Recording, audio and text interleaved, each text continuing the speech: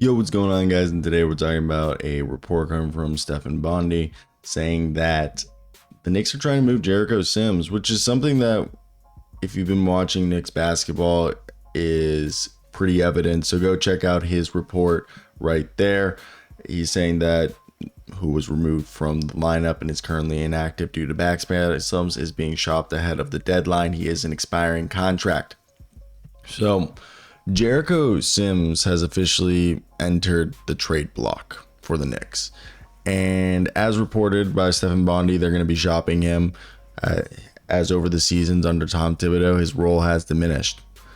And once thought as a guy who could develop into a reliable interior presence, lob threat off the bench, he saw his playing time drop to 11 minutes a night in a year where they needed front court help. He just couldn't contribute. 2 points, 4 rebounds, and his declining production coincides, again, as I said, with Precious Achiuwa and Mitchell Robinson being out and Karl-Anthony Towns needing some help. And with the Knicks being able to trade Sims' expiring $2.09 million contract, they'll have to take less money in return, which limits their options. So what is Jericho Sims' value moving forward as a guy who his numbers this season aren't going to leap off the page, nor are they going to leap off in terms of his career stats, but still he's a guy in 170 games, 4 rebounds, half a block, 14 minutes a night, 73% from the field. Offensively, he's going to do what he does pretty efficiently, grab some rebounds, provide some lob threats, put back, rim running. He's not the best of it. He's not as, you wish he would be a lot more aggressive. I don't want to call him soft, but he's not as physical as you would like for someone with his athleticism and with his size and frame. Additionally, he's not as athletic and long as he is. He's not a great rim protector. He only occasionally provides some rim protection, and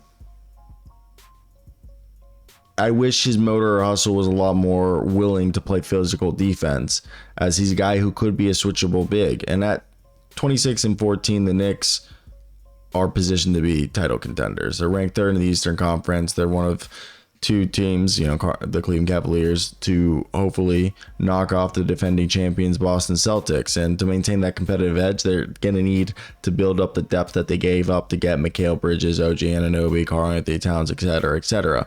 And Karl-Anthony Towns is averaging 25 and 14, and obviously we know Mitchell Robinson's still out, but with their limited financial flexibility, because of the first apron, the Knicks are going to have to explore several trades. So here's the first one. I want to hear your guys' thoughts down below in the comment section. What would you guys do and why? This one right here, as you guys are going to see, I really don't like that. How about we can just put it like that? And what you guys are going to see right here is Jericho Sims and Cameron Payne package for Day'Ron Sharpe. Now, I know some of you are going to be thinking, why would anybody be interested in Day'Ron Sharpe? Personally, I think in this deal where you get a protected second round pick and Jericho Sims expiring contract, it could be a reclamation project. But for Sharpe, it offers he's an expiring contract who's going to be a restricted free agent. Similar situation to Precious Achiuwa last year when they got him. And the Nets, who under Jordi Fernandez employ switch heavy defense, both Sims and Sharpe are going to be able to, I think, seamlessly integrate into each other's rotation, the Nets and the Knicks. And Sims being the athletic backup for Nick Claxton, that works well, while the Knicks, Sharpe's rebounding and rim protection aligns with their needs while keeping the trade cap compliant, as you can see. And Sharpe's this season's averaging like 7.5 points, 6 rebounds, 1.5 assists in 17 games. His field goal percentage is down, but as a guy who's now in his 4th year, he's never really gotten a fair shot to try it out because he's been stuck behind Nick Claxton. But he's a high energy, good motor, physical big man who, for his career as a guy, is like averaging 7 for 7, would be like a double machine if given the opportunity. He's gotten better as an offensive rebounder.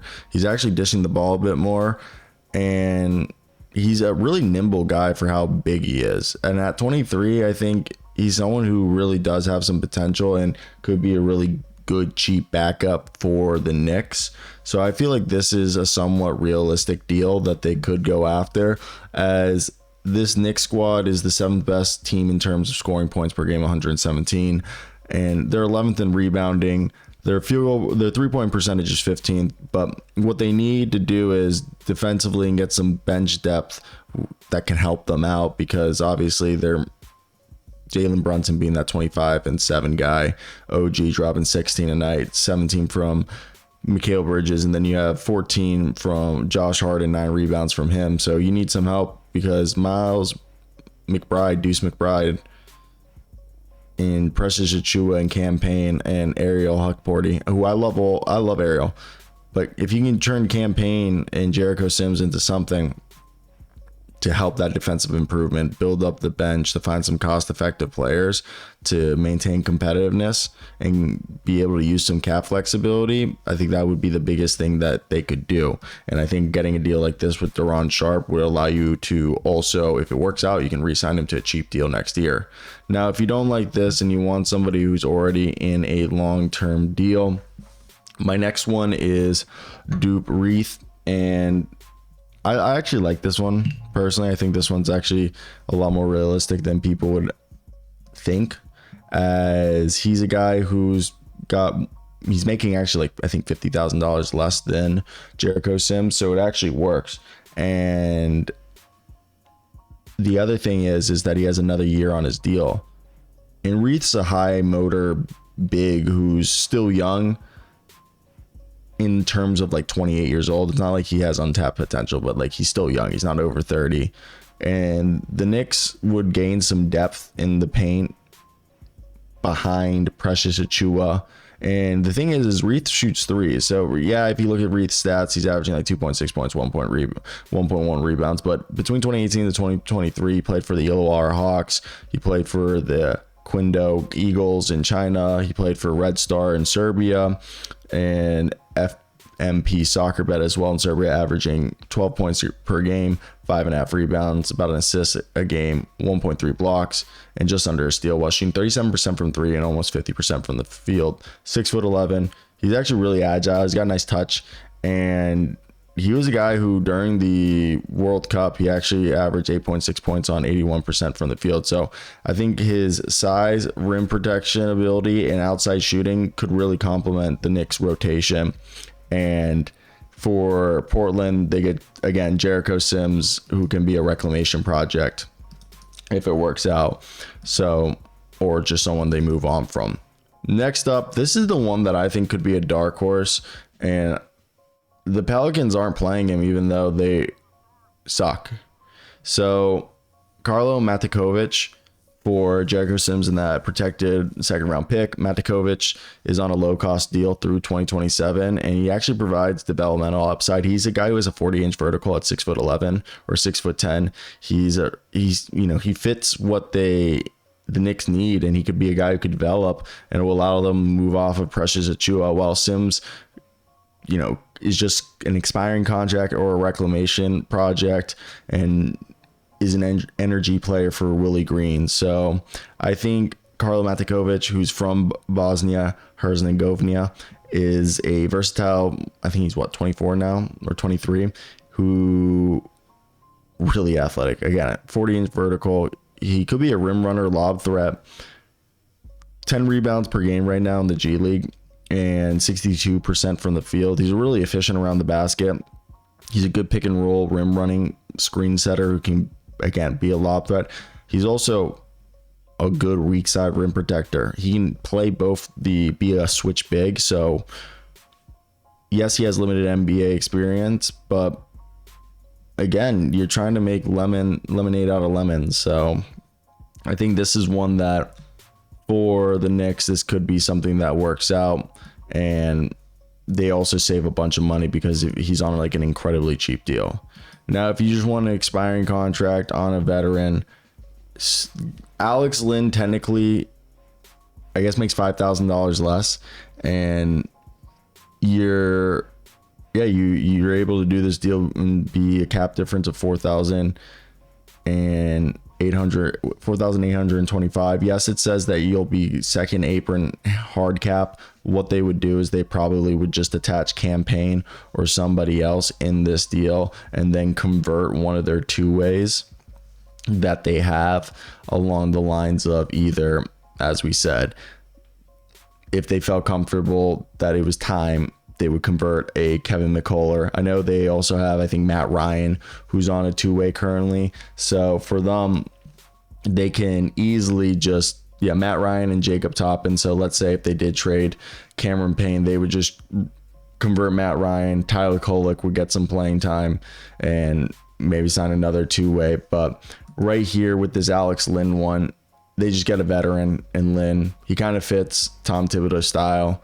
Sims just gives some athleticism to a Kings team that's rolling right now. And Alex Lynn, when he plays, he gives good energy. He's not like the most smooth player, and he's really just a post-up low block scorer who's got a good hook shot.